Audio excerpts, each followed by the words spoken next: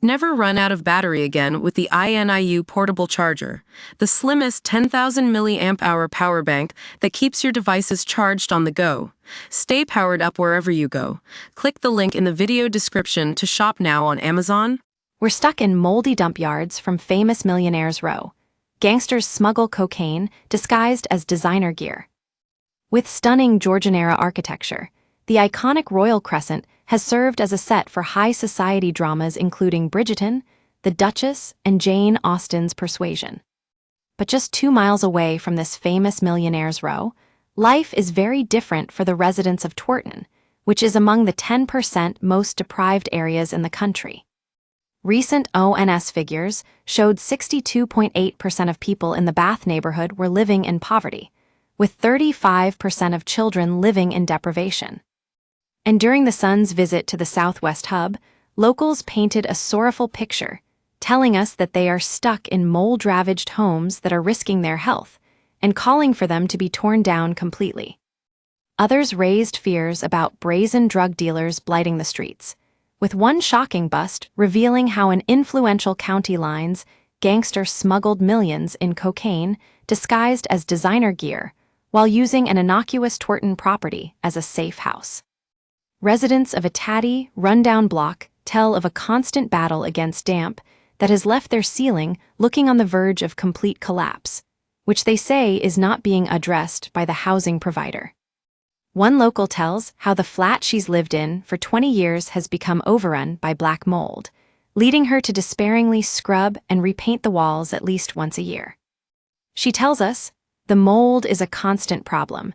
We've complained, but the housing people say they are going to do something, but nothing gets done. It affects our health. I had quite bad bronchitis over the winter, and the doctor told me the mold definitely made it worse and meant it would take longer to heal. We have to scrub it down and repaint it all the time. It's disgusting." Famed for its Roman baths, imposing abbey and historic links to Jane Austen, Bath attracts more than 6 million tourists a year. But in suburbs like Twerton, grouped with the Whiteway Estate and Southdown, money doesn't appear to be trickling down, and locals are left in a doomed spiral of poverty. Colin Tiley, 65, who has lived in Twerton for 15 years, tells us, "The place is a dump. Some of the areas need tidying up, like the parks. You've got the vandalism that goes on and the rubbish strewn around. It's just not very pleasant to see. A lot of people just neglect it. There are a lot of drug issues I've been aware of and heard about, including dealers. I wouldn't feel unsafe to go out at night, but I wouldn't expect my daughter to go out at night because of the elements. My council house is fine. It's maintained okay, and they're pretty good at looking after places. There is a problem with mold in the Curo flats, and it doesn't ever seem to get sorted out. But they are so old, and they've been neglected for too long, so they can't get on top of it. They say they'll come and sort it, but then they don't. My daughter's definitely not impressed. She has a son, 14, who has lived all his life with it. Twerton and Whiteway are an eye-opener compared to the posh areas like Lansdowne. It's definitely different. There's not a lot to do here. There's a few shops, which have a problem with shoplifting, but apart from the football, there's nothing to entertain anyone. Twerton Park Stadium is the home of non-league Bath City Football Club and is just off the High Street.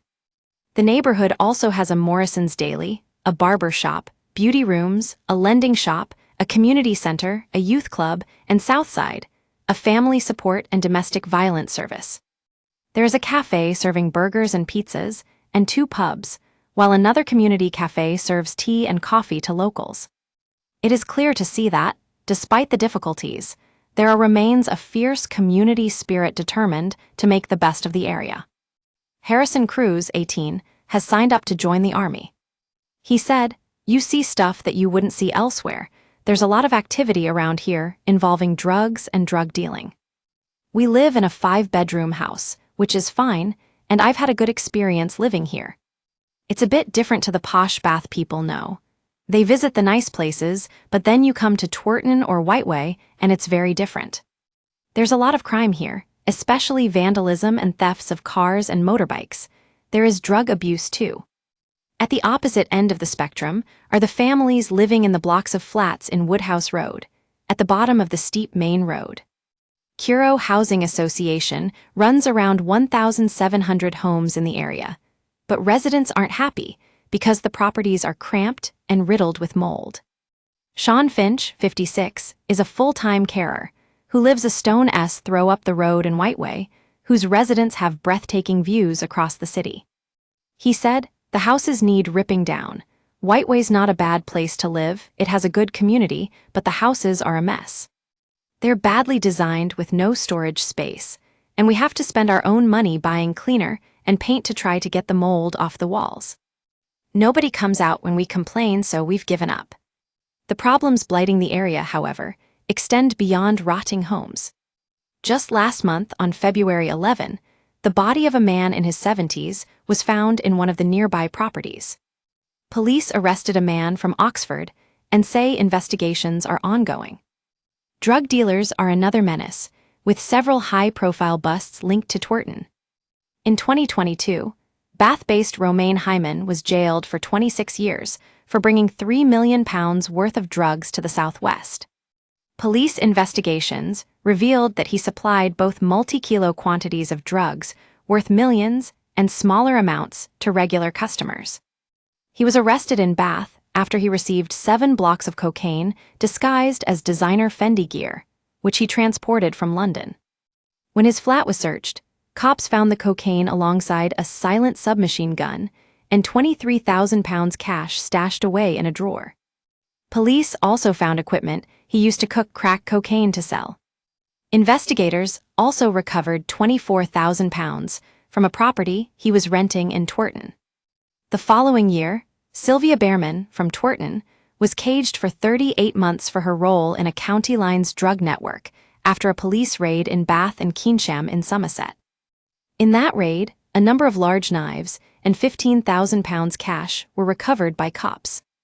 Resident Holly Buckle, 31, says hard crime is a regular issue, but remains hopeful that the area can turn its fortunes around.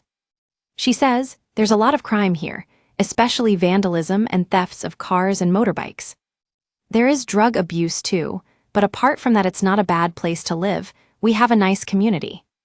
A spokesperson for Curo Housing Association said they were dismayed to hear about the residents' mold problems and said they had contacted her immediately and will work with her to resolve the issues in her flat. They added, "We recognize that damp and mold is a live issue right across the country. We're doing a huge amount of work on this, and we've set up a specialist team to deal with reports quickly. It's positive that residents are more aware and proactive, and when it's reported to us, it's a very high priority. We commit to visit urgently, and our promise is available to view on our website."